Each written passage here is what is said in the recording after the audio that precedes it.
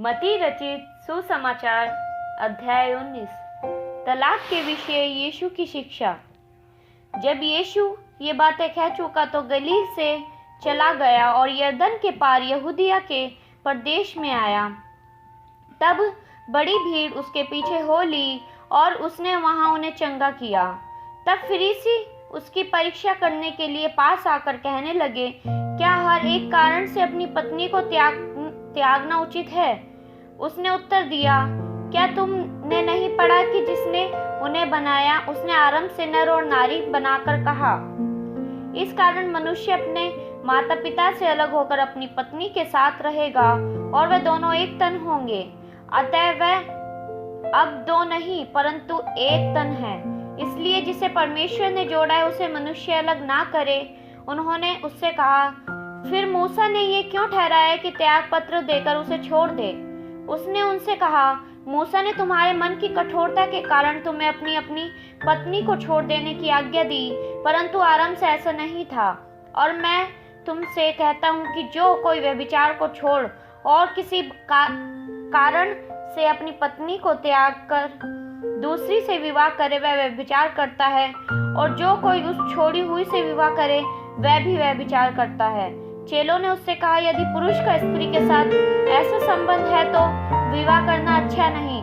उसने उनसे कहा, सब ये वचन ग्रहण नहीं कर सकते, केवल वह जिनको ये दान दिया गया है, क्योंकि कुछ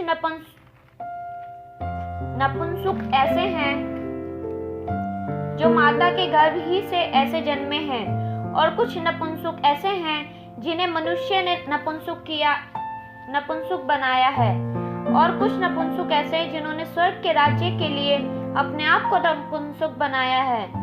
जो इसको ग्रहण कर सकता है वह ग्रहण करे। बालकों को आशीर्वाद।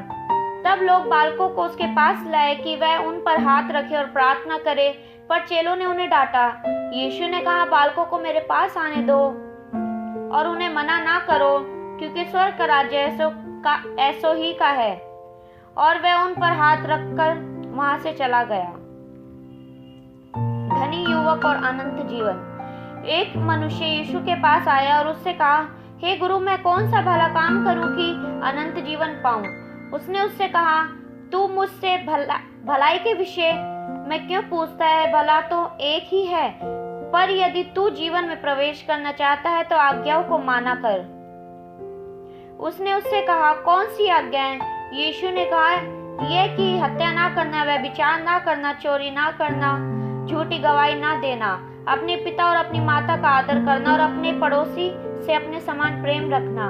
उस जवान ने उससे कहा, इन सब को तो मैंने माना है, अब मुझ में किस बात की घटी है?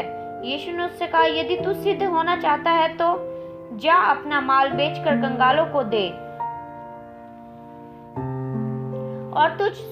और तुझे स्वर्ग में धन मिलेगा, और आकर मेरे पीछे हो ले। परंतु वह जवान ये बात सुनकर उदास होकर चला गया, क्योंकि वह बहुत धनी था।